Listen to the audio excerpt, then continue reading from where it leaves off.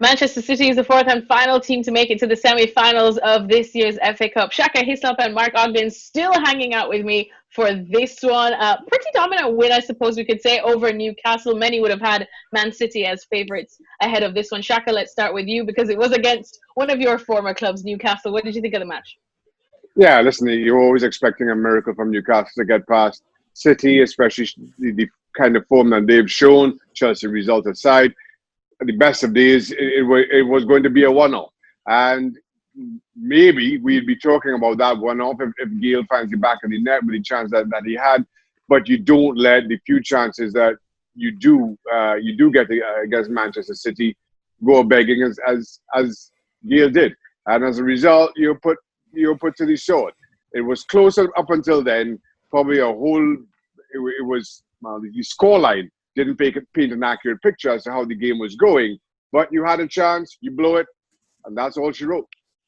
You're definitely not going to get many chances against Manchester City. Although the defense did have some issues. Let's go to our other king of Manchester, Mark Ogden, for this one. Oggy, what did you think of the game? Yeah, I thought City dominated until early parts of the second half when Newcastle got a bit of possession and they were causing problems at times. And I think, City's defence wasn't exactly convincing. They've got a few problems there. And I think they've had those problems since Vincent Kompany left in the last season, didn't replace him.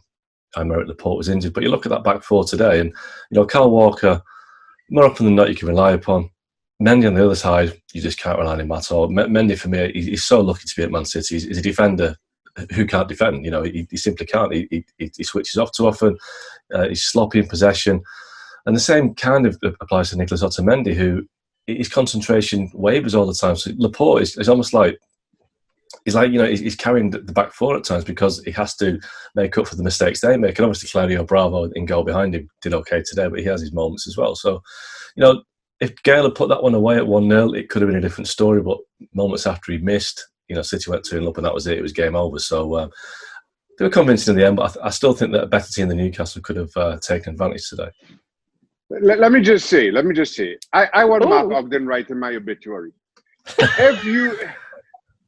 If you describe Otamendi as, well, maybe his concentration wavers every now and then, I want you telling my story on me. Because that man gives the best of football fans a heart attack every single time the ball is anywhere near him. It's simply frightening. Especially when you got Mendy. I mean, imagine being Laporte. You've got Mendy and Otamendi either side of it. It really is your worst nightmare. And like I said, and when you're marking Andy Carroll as well, who can give you a bit of a battering as he did today. Mm-hmm. So Laporte for me deserves a medal for the way that he played today to keep it. But when the season ends, Pep Guardiola's going to have to look at that defence and find a way. He's got to get a left back. He has to get a left back. He needs a centre half as well because they haven't replaced Kompany. John Stones seems to be a big hope, 4 or 5 years ago, but hasn't progressed, and he seems to still be struggling to convince Pep. So, but if they're not in the Champions League, if the ban is upheld, it's going to be difficult. First of all, to finance a big signing like Kalidou Koulibaly from Napoli, and also it's going to be difficult to tell players that come to Man City and win things, but we're not in the Champions League. You might have to wait. So, a bit of a tough task for Pep to strengthen his back four. And then Shaka, just of course, given what Oggy just said in terms of bringing in reinforcements for all those positions, are those the positions that you feel, if you're a goalkeeper in between the sticks right there and looking at that defense, are those all the positions? Yeah, without question. As a goalkeeper, you won't have a defense that you can rely on. And listen, we all understand that Manchester City play a different kind of football from the back, and that includes Edison and his role as part of that defensive unit. But at the same time, as good as a passer of the ball that you may be as a goalkeeper, you're there to keep the ball out of the back of the net. And you're there hoping to get some support from your back three, your back four, your back five, however you want to break it down. And when you can't rely on that support defensively, then again, it's as you were saying for Laporte, it becomes a test for the best of goalkeepers, regardless of the circumstance. All right, well, I suppose that was the ugly of Manchester City that we have known for some time. But let's talk about the good. And when I say the good, I mean the very good. And that is the birthday boy, Kevin De Bruyne. Oh, my goodness. And funny thing is, at the end of the match, he still said he doesn't really feel 100% yet. Shaka, let's just continue with you then. How good is he and just how much better can he get for Man City? De Bruyne is a joy to watch. In terms of his execution of seemingly difficult skills, just in terms of the way he almost effortlessly, I can't even say it properly, glide around the park, and how he controls the game thanks to his own talents on the ball. He is, without question, one of the best players in the league, one of the best players in world football, and it shows. And if this is Kevin De Bruyne at 99%, I'm concerned. And if he's suggesting that it's even less than that, well, it just tells its own story. Augie, what about you? De Bruyne, easily City's best player, at least since the restart. Yeah, absolutely. It's amazing. He's 29. You look at him, you think he's still 23, 24. It's hard to believe he's pushing. He's pushing 30. And people say at 30, you kind of, on the slippery slope. Your best days behind you. But De Bruyne is still putting in performances week after week after week. And I used to watch Steven Gerrard and think that he had everything as a midfielder. But De Bruyne is the closest thing I've seen to Gerrard. The way he covers the pitch, the way he can pass the ball, the way he can score.